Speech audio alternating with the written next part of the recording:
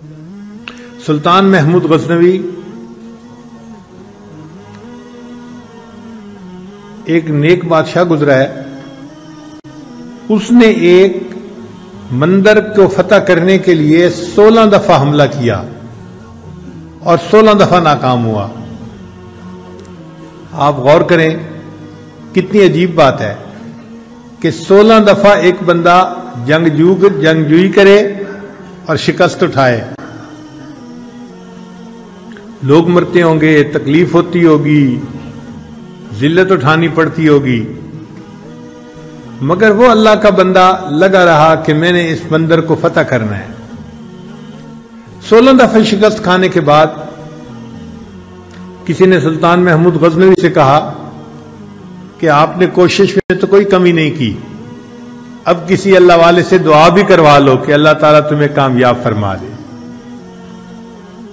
تو اس وقت کے ایک بزرگ تھے حضرت خواجہ ابوالحسن خرقانی رحمت اللہ علیہ، یہ سلسلہ نقشبندیہ کے بزرگ تھے. ان کی خدمت میں وہ حاضر ہوا. حضرت کی خانقاہ تھی اور اس دن وہاں جو مریدین تھے وہ صفائی کر رہے تھے، جھاڑو دے رہے تھے، مٹی اڑ رہی تھی اور حضرت اندر کمرے میں بیٹھے ہوئے تھے اور ان کو سر کے اندر خارش محسوس ہوتی تھی. یہ خارش کئی مرتبہ جوؤں کی وجہ سے بھی ہوتی ہے اور کئی مرتبہ خشکی کی وجہ سے بھی ہوتی ہے. تو چونکہ بال لمبے لمبے تھے، زلفیں تھیں، تو حضرت نے ایک خادم کو کہا کہ بھئی سر میں دیکھو کہ یہ خارش کیوں ہو رہی ہے. تو وہ سر میں آپ یوں سمجھیں کہ خشکی دیکھ رہا تھا یا جوئیں تلاش کر رہا تھا. ایسے وقت میں سلطان محمود غزنوی وہاں پہنچا. ایک آدمی نے دیکھا کہ وقت کا بادشاہ آیا ہے تو وہ بھاگا بھاگا اندر گیا کہ میں حضرت کو جا کر بتاؤں. اور وہاں تو منظر ہی عجیب تھا کہ حضرت تو سر جھکا کے بیٹھے ہوئے تھے اور جو خادم تھا وہ ان کے بالوں میں خشکی یا جوئیں تلاش کر رہا تھا. تو اس نے اس خادم کو اشارہ کر کے بتایا کہ حضرت کو ملنے کے لیے بادشاہ سلامت آ رہے ہیں. اب اس خادم کو جب پتہ چلا کہ بادشاہ سلامت آ رہے ہیں تو اس نے حضرت کو جلدی میں کہا حضرت حضرت. تو حضرت اس کی طرف متوجہ ہوئے، بھئی کیا ہوا کیا ہوا؟ حضرت وہ بادشاہ سلامت آ رہے ہیں. حضرت نے فرمایا اوہو، میں سمجھا کوئی بڑی سی جوں تیرے ہاتھ آ گئی. وقت کا بادشاہ ملنے کے لیے آ رہا ہے اور ان حضرات کے دل میں دیکھیے کتنا اللہ کی محبت ہے اور دنیا کی حقارت ہے. وہ فرماتے ہیں کہ میں سمجھا کوئی بڑی سی جو تیرے ہاتھ آ گئی. اتنے میں سلطان محمود غزنوی بھی آ گیا. حضرت نے اس کو سلام کیا، بٹھایا اپنے پاس، تھوڑی دیر گفتگو کی. اب اس گفتگو کے دوران سلطان محمود غزنوی نے درہم و دینار کی بھری ہوئی ایک تھیلی ہدیے کے طور پہ پیش کی. تو حضرت نے سلطان محمود کو کہا کہ اس کو یہاں رکھ دیں. اس نے رکھ دی. تھوڑی دیر بعد حضرت نے اپنے خادم سے کہا کہ بھئی ہمارے پاس کھانے کی کوئی چیز ہے؟ ایک خشک روٹی کا ٹکڑا تھا. اس نے کہا جی کہ وہ خشک روٹی کا ٹکڑا ہے. فرمایا لے آؤ. جب وہ لے آیا تو آپ نے بادشاہ کو پیش کی کہ آپ کھائیے. اب بادشاہ نے خشک روٹی کا ٹکڑا جو اپنے منہ میں ڈالا تو وہ اتنا خشک تھا کہ حلق سے نیچے نہ اترا، تو پانی پینے کی ضرورت محسوس ہوئی. تو حضرت نے اس سے کہا کہ لگتا ہے کہ یہ خشک ٹکڑا نیچے گلے سے اتر نہیں رہا. اس نے کہا جی ہاں، یہ اتنا خشک ٹکڑا ہے کہ میرے گلے سے نیچے نہیں اتر رہا. فرمایا جیسے میری خشک روٹی کا ٹکڑا تمہارے گلے سے نہیں اتر رہا، یہ تمہارے درہم و دینار کی تھیلی میرے بھی گلے سے نہیں نیچے اتر رہی. تو بادشاہ نے محسوس کیا کہ واقعی ان کو کوئی درہم و دینار کی ضرورت نہیں، یہ استغنا کے ساتھ اللہ کی یاد کرنے والے لوگ ہیں.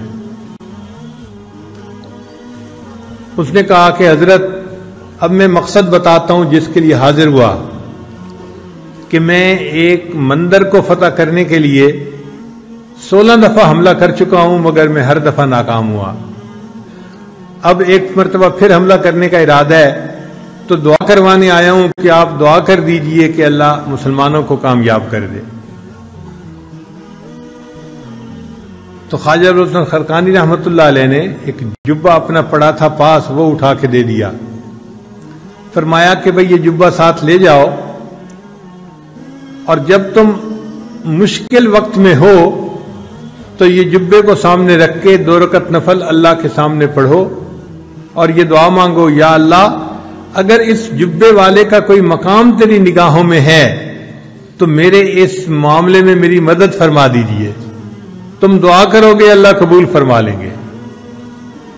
تو سلطان محمود غزنوی بڑا خوش ہو گیا، واپس آیا. اب اس نے 17ویں دفعہ حملہ کیا. یہ مندر ایسا تھا کہ جب اس پر حملہ کیا جاتا تھا تو ہندوؤں کی مدد کے لیے اور بھی بہت سے لوگ آ جاتے تھے. مسلمان تھوڑے ہوتے تھے، مخالف زیادہ ہوتے تھے، تو مسلمان فتح نہیں حاصل کر پاتے تھے. اب جب 17ویں دفعہ لڑائی ہوئی تو معاملہ پھر اسی طرح کے مسلمانوں کے قدم پیچھے ہٹنے لگے، کمزوری دکھانے لگے. جب سلطان محمود نے دیکھا تو اس نے 2 رکعت نفل پڑھ کے اور وہ جبہ اپنی گود میں رکھ دعا مانگی کہ یا اللہ اگر اس جبے والے کا تیرے ہاں کوئی مرتبہ ہے تو تو اس کی برکت سے اے اللہ مجھے فتح عطا فرما دے. ایسا پانسا پلٹا کہ تھوڑی دیر میں اللہ نے مسلمانوں کو فتح عطا فرما دی. تو سلطان محمود غزنوی سومنات کے قلعے کا فاتح بن گیا.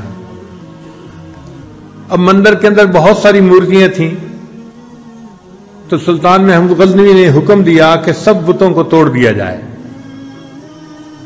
تو اس وقت ہندوؤں نے نمائندہ بھیجا کہ یہ جو ہمارا خاص 2 بت ہیں آپ ان کو نہ توڑیں اور اس کے بدلے ہم آپ کو سونا دے دیتے ہیں، جتنا وزن اس کا ہے اتنے وزن سونا ہم آپ کو دے دیتے ہیں. تو سلطان محمود غزنوی نے کہا کہ اگر میں سونے کے عوض یہ بت دے دوں گا تو ساری دنیا مجھے بت فروش کہا کرے گی.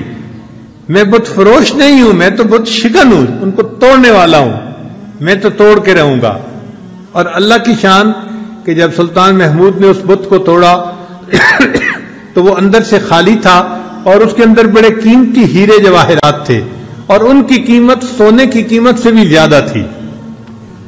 تو سلطان محمود بت شکن کہلایا کہ اس نے بتوں کو بھی توڑا اور اللہ نے اس کے بدلے اس کو دنیا کا مال بھی عطا فرمایا. خیر سلطان محمود بڑا خوش تھا. اس نے سوچا کہ میں جاتا ہوں اور حضرت خواجہ عبد الخالق غیدوانی رحمۃ اللہ علیہ کا شکریہ ادا کرتا ہوں. من لم یشکر الناس لم یشکر اللہ. جو انسانوں کا شکر ادا نہیں کرتا وہ اللہ کا بھی شکر ادا نہیں کرتا. چنانچہ سلطان محمود غزنوی خواجہ ابوالحسن خرقانی رحمۃ اللہ کے پاس حاضر ہوا، بڑا خوش تھا. حضرت نے پوچھا کہ سلطان محمود کیا معاملہ ہے؟ حضرت آپ نے وہ جبہ دیا تھا تو میں نے دعا مانگی تو اللہ نے مجھے سومنات کا فاتح بنا دیا. تو خواجہ ابوالحسن خرقانی رحمۃ اللہ نے فرمایا کہ سلطان محمود تم نے بڑی تھوڑی قیمت لگائی. اگر اس وقت تم یہ دعا مانگتے اے اللہ مجھے پورے جہان کا فاتح بنا دے، اللہ تعالیٰ تجھے پوری دنیا کا فاتح بنا دیتے. تو اللہ والوں کا اللہ کے ہاں ایسا مقام ہوتا ہے کہ اگر ان کی برکت سے دعا مانگی جائے تو قبول ہوتی ہے.